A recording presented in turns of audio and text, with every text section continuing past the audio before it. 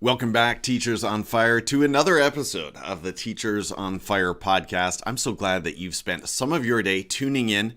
My goal, my objective here is to warm your heart, spark your thinking, and ignite your professional practice. Today's Teacher on Fire is Phil Stringer. Phil is the department head of mathematics at Crofton House School in Vancouver. With over 25 years in education, Phil has presented locally, nationally, and internationally in assessment and pedagogy. Outside of the classroom, he can be found coaching soccer or hiking with his family in the local mountains. You can follow Phil on X at xphils. And Phil, I have to say, by the way, that was a very fortuitous choice of your X handle. Thank you so much for coming on the show today. Are you ready to light it up? I am. Let's do it. All right, that's what I like to hear. Just as we get started here, want to say good morning to a couple of friends. We've got Shannon Schinkel tuning in from Prince George. She says, good morning from snowy Prince George. Excited to listen to my infinitely wise pal Phil this morning. Thank you for joining us, Shannon. And I have to say, shout out to Embrace the Messy podcast, because I really enjoyed listening to your episode with Phil this week. We've also got a hello from our other BC friend, Brian Carpenter, coming to us from Abbotsford this morning. Looking forward to hearing from Phil and Tim. And you know, it's funny, Phil, for me to read those words because my next brother's name is actually Phil. So here we are, Phil and Tim.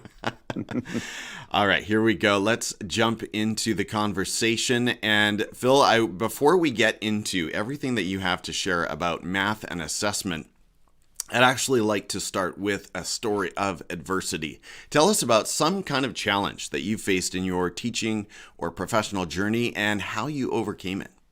I'm going to go way back to right after I graduated. So I graduated from UBC in 95 with a teaching degree.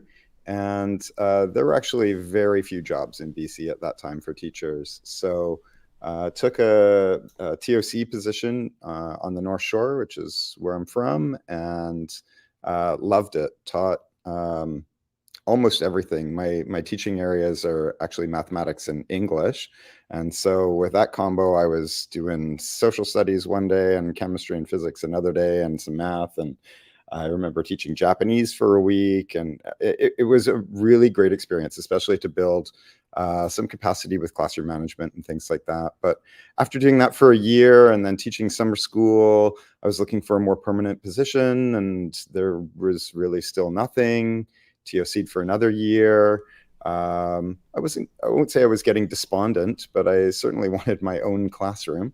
And eventually found a very, very small ad in the newspaper that said, fax your resume to. I'm dating myself a little bit here, but I faxed my resume off and got a phone call, honestly, about 15 or 20 minutes later, come in for an interview tomorrow. And in I went, and it was a very small independent school in Vancouver. I think there were 52 students from grades 8 to 12. And I ended up teaching everything: math, science, PE, computer science, and loved it. And it was, I'd never been to an independent school. I didn't know anything about the system. I TOC'd exclusively in the public school system, and it started my career in the independent schools. That school ended up closing at the end of that year, and I applied to another basically new school in White Rock, and went and taught at Southridge for 10 years, and then moved from there into independent school here in Vancouver. So. Very cool. That's a new story for me, Phil. And there's something interesting about those small school environments. Lots of pros and cons. I mean, you can get some really intimate communities. I know on the con side, sometimes you really get stretched, right? You kind of have to do everything, not just teach everything, but do all these other jobs as well. Interesting journey. Thank you so much for sharing. Let's talk about math, Phil. We hear this quote so many times: I'm not a math person. And it's not just something we hear from students, we hear it from teachers too. So how do you typically approach the math mindset conversation? You know, in conversation, I hear it from parents. Sometimes if I'm meeting new people and they ask what I do and I say I'm a math teacher, I suddenly hear it from them. But I think it's really binary. I think people either consider themselves a math person or don't. And so I'll push back a little bit on I'm not a math person. I actually quite often hear I loved math. And I just didn't see a place where I would go use it in the future. And I think it's really, if the people are feeling that they're not a math person, it's really about finding, first of all, building relationship with people, and then finding ability to connect them to the math that's around them. Parents will come in and say that they're not a math people in a parent-teacher interview. They probably actually do use mathematics, and they probably don't even realize it. Even if they're an artist or a photographer, the rule of thirds is really based off Fibonacci sequence and the golden mean, and they maybe just haven't learned that kind of mathematics before. So just inspiring either parents or teachers or the students, for sure, to see the beauty of mathematics helps them understand that they are actually a mathematician, and that algebra isn't the be-all and end-all of mathematics. I've read Mindset, and that book, when I was working through my master's at VIU, was probably the most influential and impactful book that I read. And I've always remembered that when you think about all of the different subjects, probably nowhere is the fixed mindset more fierce, right, and more established than in the area of math. Well, I like that take, and I can't help but think, Phil, about our shared passion for Wordle. Actually, I'm going to diverge slightly because Wordle involves some math in a way too, doesn't it? There's a lot of logic in Wordle, for sure. Yeah. I've recently discovered hard mode, and I know we've chatted off this podcast a little bit about it, and it is once you put hard mode on, it actually helps because there are less combinations of words that you can use.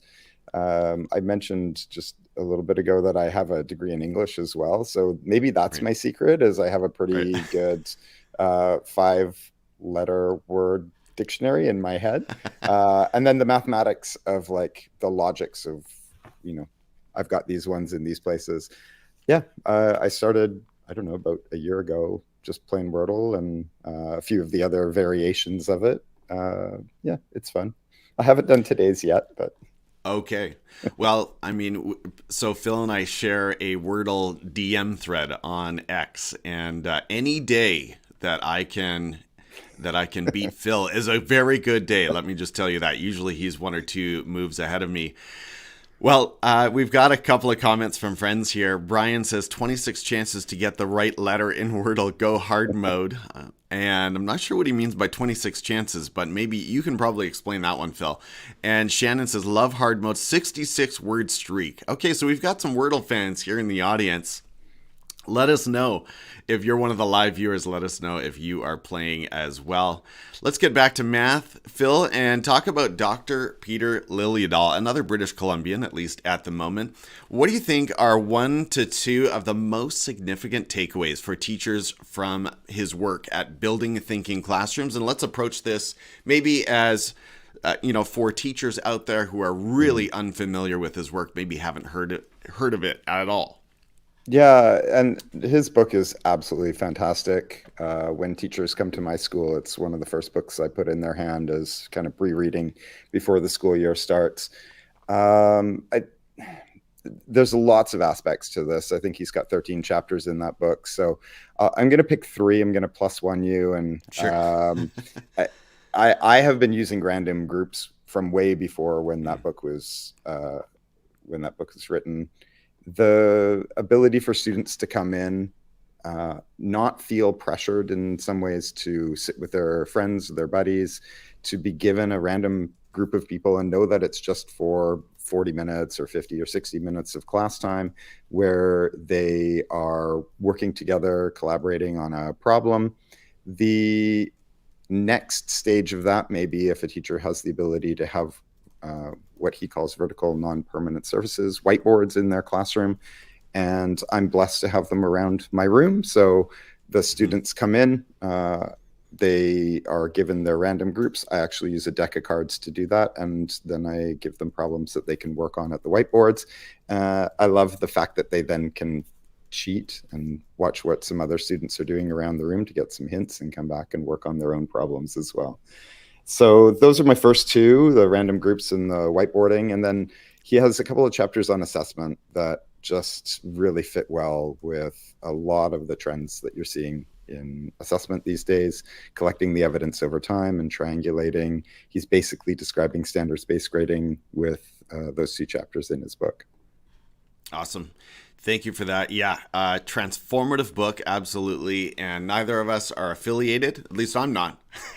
I'm not. But yeah, but we strongly recommend picking up Building Thinking Classrooms. Well, something else related to his work there in assessment, Phil, is this idea of grading math homework.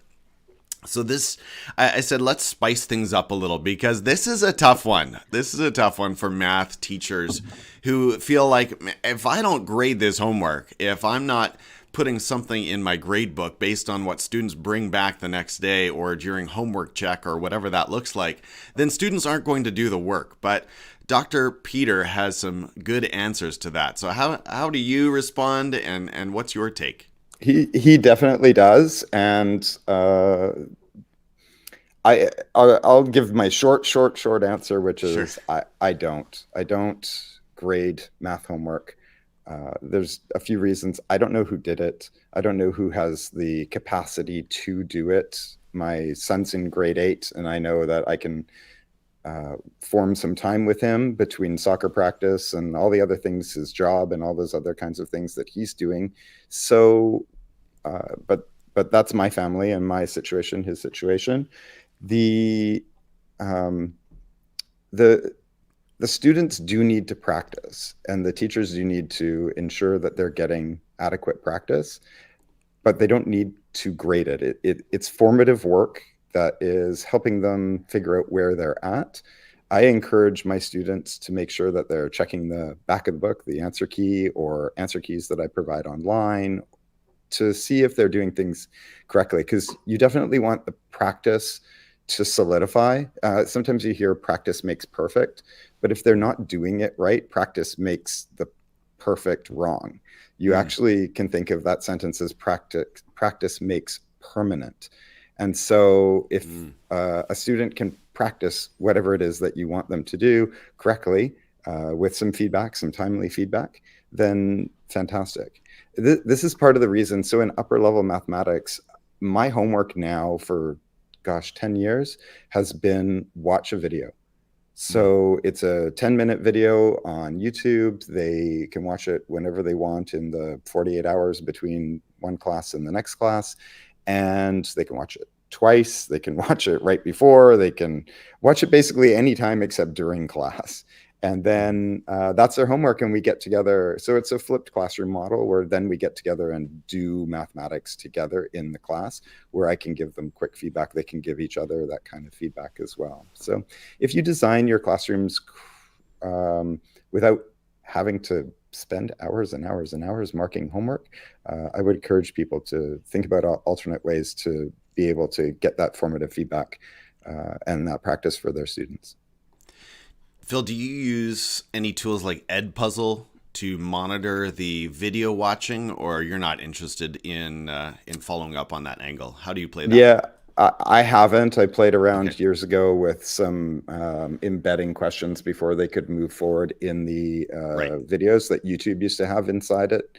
I just haven't gone any further with that kind of video editing. My videos are very basic. First one took me about 2 hours to make a 15-minute video, and I got it down to about 18 minutes to make a 15-minute video now. So can churn out the math content fairly quickly. Well, definitely take a look for Phil's YouTube channel. There's a lot of gold there on the math tutorial side. Phil, let's talk about how you teach math. You don't teach math as separate units, which is going to be interesting, I think, for a lot of math teachers. Can you explain how this works in your practice, and also how you document evidence of learning? Like, what does your grade book look like? Oh gosh. Okay, so these are the biggest questions, Tim. Yeah. So I noticed about 6 or 7 years ago that students were forgetting a lot of things that I had taught them, and I knew that they knew it. They had learned it a week ago, 2 weeks ago. They had tested well on it. Um, I had seen lots of different evidence that they knew this information, and shortly thereafter, 2 weeks, 2 months, even a year after, they would say to me, I don't even remember you ever teaching this to me. And I wondered why this was. So I happened across a book, Make It Stick, and the authors of that book, the neuroscientists, really had looked at reasons why information that we learn just disappears from our memory. And I thought there could be some changes that we could make to math classes that might help students remember things more long term. So I thought I'll try and implement these. So I started with a grade 8 class, and one of the concepts was mixed practice, where you, instead of continuously doing the exact same thing, like a whole page of adding fractions, once they've learned how to do that, then incorporating the adding fractions into other areas of mathematics in what's called a spaced approach. So between mixing questions up and then spacing that learning out throughout the year, the only way that I could see really doing that was to get rid of these units that we had created. So a typical textbook will have, one unit on fractions and another unit on algebra skills. And I thought, what if instead of just teaching each unit throughout the year, and then they forget the units as you go through them for the most part, we instead looked at all of the base skills across all units, taught those, and spiraled back to each unit as you go throughout the year. So I don't know if you thought about 10 learning outcomes that you wanted for a unit on fractions, and then 10 on algebra and 10 on geometry. If you taught the first of each, and then the second of each, and then the third of each, and built up the year that way. So I tried it out with a group of grade 8 students. This is just before COVID. We still had final exams at our school, and typically a group of students, no matter which group, honors group, regular group, enriched group, the final exams that I had given in my career would go down by about 4%, 5% as a class average compared to their year's work. And I would spend at least a month reviewing for those final exams. So I tried this deunitized approach, and it seemed to be going very, very well. I actually finished the entire curriculum around spring break because I didn't have to do review. I didn't have to stop and review. Instead, as I was going along, I would give them smaller check-ins where I would test, say, 3 concepts at a time. So I would have one question on what's the fraction level of difficulty of work that we've done, and on that same assessment, geometry, and same assessment, algebra or probability. And I would give them these mixed assessments throughout the year, and then I would just collect that data. Eventually, we're now using standard space grading. Eventually, I would just collect that data by strand or by standard and look at those patterns over time. And then they went and wrote the exam, and their marks actually went up by 5% over their average for the year. And then I actually measured them again in September to see what their summer learning loss was. And they had much less loss over the summer than students in the same kind of course and grade that did not go through that deunitized approach. So I actually put all this together, went off to Boston, presented this at Learning in the Brain, a big neuroscience conference, and ran into the authors of Make It Stick at the conference. And they came to see my poster presentation and asked me lots of questions. And I've been working with them since, just to try to look at whether or not this is something that's scalable. We've now scaled it in our school, so all the way up to our grade 12 courses are no longer by unit. We do what's called chunks, so we'll do a little bit of fractions so that they get some time and practice with that, because the practice is definitely valuable to a new learner, and then we'll move on to another unit. And just as they're about to forget that, we'll come back and bring back in some fractions questions again. So yeah, it's a big change. We've had to rewrite a lot. The textbooks don't really support it, but our team's really committed to it here, and it's fantastic to see. Phil, part of the picture, I think, for some of our non-British Columbians is this idea, and I'll just throw the curriculum up on the screen, which is going to be a little bit difficult for our podcast listeners. But part of the challenge here, and I'll put the question that I asked you back up, is this idea that you can, so the curriculum is divided into competencies on the left, which are essentially thinking habits, let's say, and then content on the right. And I think traditionally we really focus on the content of math, fractions, percents, proportional reasoning, linear relations, and that's sort of how the year unfolds. But if we think about the curriculum in terms of the competencies on the left, reasoning and applying, understanding and solving, communicating and representing, connecting and reflecting, those things, those competencies really do play out over the course of the whole year. And so in a sense, your learning targets and the evidence that you're looking for doesn't change a whole lot over the course of the year, regardless of what you're studying. Did I represent that well? Yeah, and that's where we've ended up going, is that instead of having content standards, so a standard on fractions and a standard on, I think the last one on the page there is like financial literacy on the right and the content side. Oh, yeah. Instead of focusing on those things, we focus on the 4 big topic areas of curricular competencies. And that's the focus. Like, the students just know that when they write an assessment and it's got 3 different content pieces on it, that we're holistically looking at how are they understanding and solving, or how are they reasoning and analyzing and justifying, or how are they making connections to real life. It does change the way that we have to ask questions. We need to make sure that we have questions that attach themselves, that they're not just all solve, which Right. Can definitely be a way that teachers will set up. It is much harder to set up questions where you're intentionally looking for explain and justify or make connections between these kinds of mathematics or mathematics in real life. It's all about those key verbs, right? Absolutely. Number 6, next question here for you, Phil. What have you learned lately about the science of learning, and how is it changing your instruction and leadership?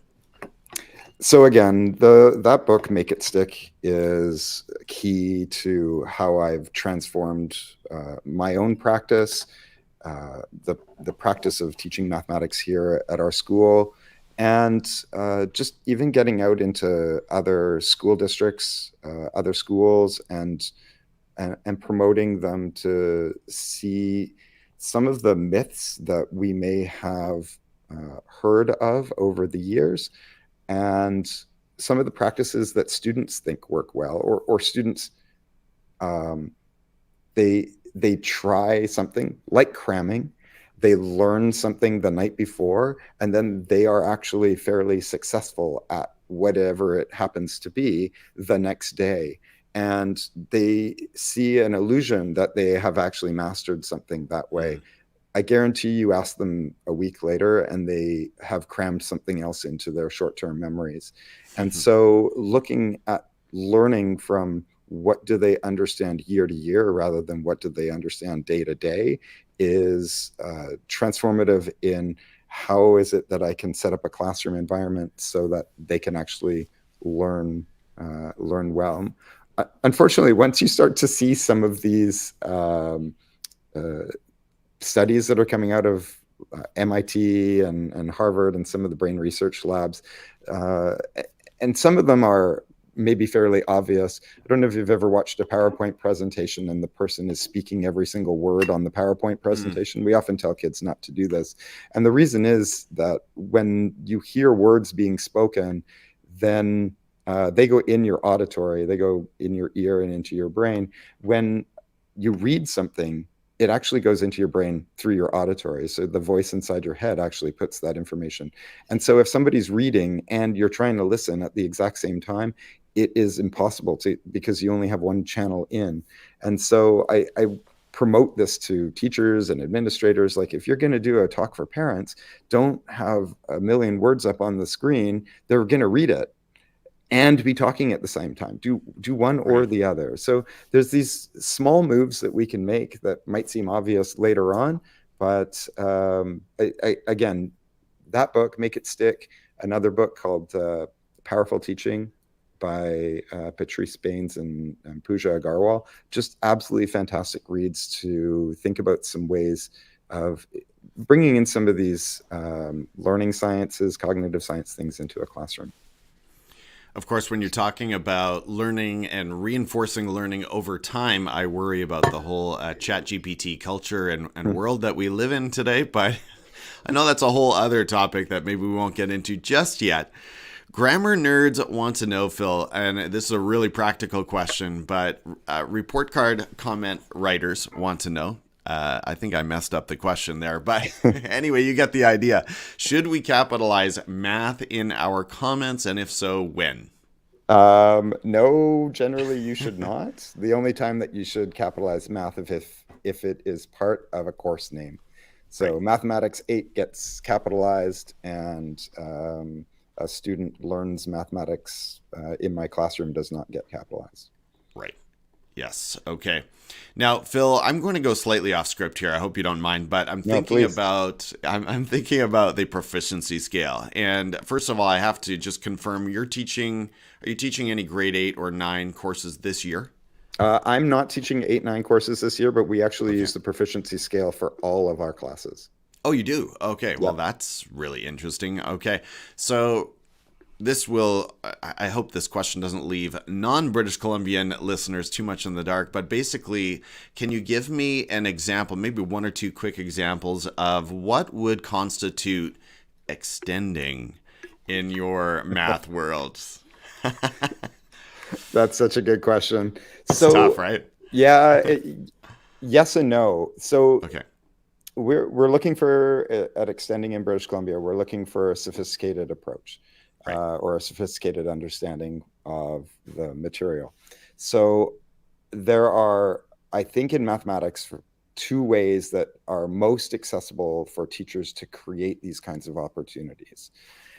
And we have a rule that any assessment that we give must include opportunities for extending that the student can reach without having external tutoring or learning going on. So it has to come from extensions that a student in your class could be able to actually reach. And those 2 ways, therefore, would be synthesizing 2 topic areas together. So if a student's learned fractions and a student's learned geometry, somehow bringing a question together that requires the student to use both of those skills, or a student solving a question that is unfamiliar to them. And so if they are, and not unfamiliar as in the next grade level, but unfamiliar as in, I know I have given the student the mathematical tools to solve this problem. We haven't done one exactly like this in class. So it's not perfect. I often say to the students, here's the one that's unfamiliar. I just want to see how you approach it. You don't have to have a perfect solution to it. And that seems to have been quite successful. So thanks for putting that proficiency scale up on the screen. Again, podcast listeners wouldn't be able to see it, but yes, extending, our definition here is student demonstrates that sophisticated understanding of both the concepts. So the skills and the content and the competencies relevant to the expected learning, and doesn't go beyond grade level. It is something that is achievable for the students in your class. Interesting. Okay, that was perfect. Thank you so much. And I'll be listening to that again after the broadcast. But thank you so much, Phil, for allowing me to call an audible on that one, thinking of the Super Bowl on the weekend. All right, let's keep going. Shifting gears a little bit, Phil, outside of education, what's another area of learning for you? What is it that ignites your passions outside of the classroom and brings you alive as a human being? Oh gosh. Well, I'm right after this running off to coach my son's soccer team. Love doing that. I love soccer. I grew up playing soccer, refereeing soccer. Once I was injured as a player, I got into refereeing, and I worked my way up all the way up to the Whitecaps level of refereeing. And Wow. then my knees just couldn't hack the running. Around the same time, I was now full-time teaching. And so I got into coaching, coached high school for the last 25 years, I think, basically since day one. Had lots of success and a lot of fun, a lot of good memories coaching soccer over the years. And now my son is playing. I've finally been roped into helping coach his team. So I will dash out of here after this to go coach his morning game against a Richmond team. As I said, or as you said at the beginning of this, I love spending time in the outdoors. So I grew up on the North Shore and all of the BC mountains, whether that was hiking or skiing or camping or canoeing, whitewater kayaking, all that kind of stuff. And yeah, I do my Wordle, and I also play around with Duolingo as well. So I'm learning. I like to listen to podcasts, and there was a podcast the other day that was talking about Esperanto. So I was learning some French. I have quite a number of students who speak Mandarin, so I decided to learn at least the numbers in Mandarin. If I'm going to go holiday anywhere, it might be somewhere where I might need a little bit of Spanish. But now I'm also learning a little bit of Esperanto, which is actually a very easy language to read or to learn. So yeah, I like dabbling around in that as well. You are definitely a lifelong learner. I appreciate that curiosity, Phil, in linguistics is really interesting. And did I understand you correctly that you were refereeing in the MLS? Up to so the Whitecaps Okay. at that time were not in the MLS. Okay. I'm going to date myself, but Sure. they played out of Swangard Stadium in Yeah. Burnaby, and I was on the officials list for them. So sometimes the Okay. fourth official, sometimes the linesman, and I actually gave up the year that they moved to the MLS. So watched some of my buddies referee some of their first games, which was kind Oh, of neat too. shoot. Yeah, Yep. well, that you're cheering them on. Hey, well, I'll say for the football fans, and I do mean football in a global sense, we're cheering on our local Vancouver Whitecaps. So if you've got a favorite, that's who we're rooting for. Phil, we're about to jump into some rapid fire questions. So whatever comes to mind here in these questions is going to be helpful for our audience. Share about one personal habit or a productivity hack that contributes to your success and keeps your fire burning. And I will say, based on when you and I chip in on the Wordle, I think we're both in the 5 a.m. club. So maybe that's one of them. But is there something else that keeps you productive? I'm definitely a morning person, so I'll be more productive in the morning. But I don't really like uh, things hanging over the weekend. And often a student or a teacher or a parent will email me on a weekend. And I really try to set that time aside for myself. It's very important for balance. But I also don't like that niggling in the back. And I don't want to give the impression that I'm sending their email back to them at 5 a.m. on a Saturday morning.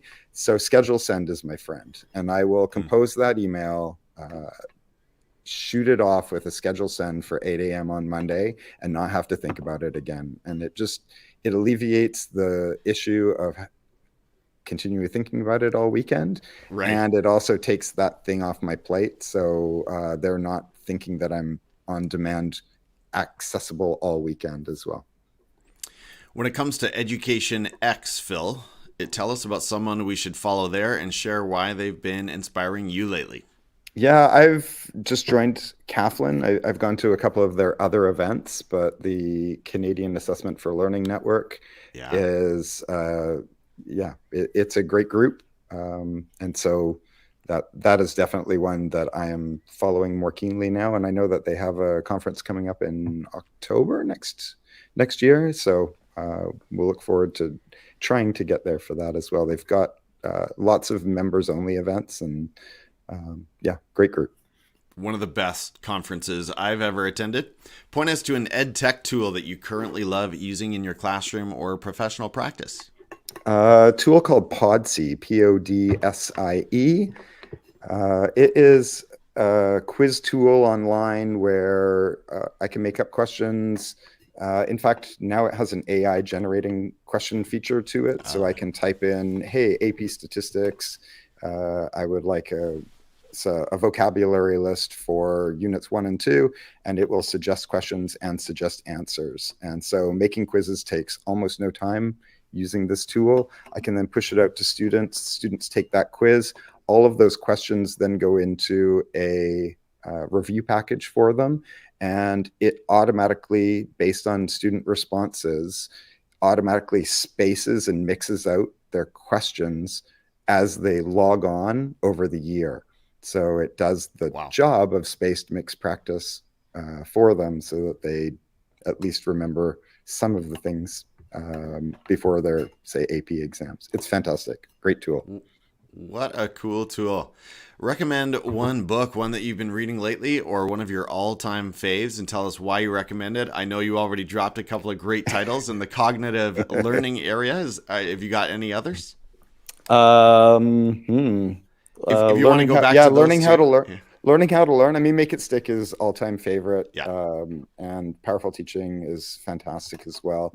And Learning How to Learn, there's a Barbara Oakley book that is great, and that's actually got versions for students and versions for parents now. So if you want to get that kind of word out to a student group or parent group, it's got some really good resources there too. Very cool. I know you're a podcast listener, so I won't ask you that, but shout out a couple that you've got near the top of your deck. Oh, for sure. Embrace the Messy. Also like Tom Schimmer's podcast as well. Yeah, Shannon's here. And I really enjoy a podcast called T for Teaching. It's a economist and graphic designer out of New York, Oswego. Maybe not New York. Anyway, Oswego University.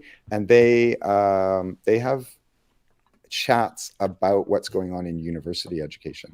And pushing some of the limits there as well. So I know we're kind of K-12 on fire here, but it's interesting to hear what's going on in post-secondary as well. And I mean, it always affects and impacts what we're doing at the high school level, right, Phil? I mean, so much of what we do is because of, fill in the blank. On the subject of podcasts and as a support to my work here, who is one educator, Phil, that you would recommend I interview on the Teachers on Fire podcast? I'd love to hear you interview Pooja Agarwal. So she's a neuroscientist and teacher out of the Berklee School of Music. I've already mentioned her book, and I was lucky to meet her as well in Boston. Fantastic person. All right. Just for fun, Phil, what are you streaming during your own downtime right now? What's on the family Netflix or Prime these days? We ended up actually just finishing watching My Life with the Walter Boys, and one of our family friends is one of the Walter Boys in that show. So that was kind of cool, a local BC boy in there. And then in terms of movies, we just finished Sixth Sense with my son, and then Signs as well. So we're working our way through some of these M. Night Shyamalan, I can never say this name. Shyamalan directed films, those kind of creepy horror films as well. Right. So. Okay, wow. And the whole family is up for that. I can't convince my wife to watch that kind of content. Absolutely. Oh yeah, absolutely. Right, nice. It's great. Phil, this has been so fun, and I really appreciate you taking the time on a busy Saturday to join me and the Teachers on Fire audience. For those interested in learning about your passions, math, assessment, and cognitive science, what are the best ways for them to follow and connect with you? Probably the easiest is Twitter X. As you joked, my handle X and then Phil and then S for Phil Stringer, or my passion, X-Files. I loved watching that TV show, and so that's actually why I picked it. But now that Elon Musk has decided to add X to the name, it turned out even better. So yeah, through X is probably the easiest way. If people are on Facebook, I'm in the standards-based grading and learning Facebook group, contributing there. and the Beyond report cards group for BC educators as well on Facebook. Thank you again, Phil, for this conversation. And thank you, Teachers on Fire, for joining us and sharing a part of your day, soaking up the content that we've shared here. I hope that in some way what Phil shared today and what he spoke about sparked your thinking and ignited your professional practice. And we'll see you next time right here on Teachers on Fire. Take care, everyone. Have a great weekend.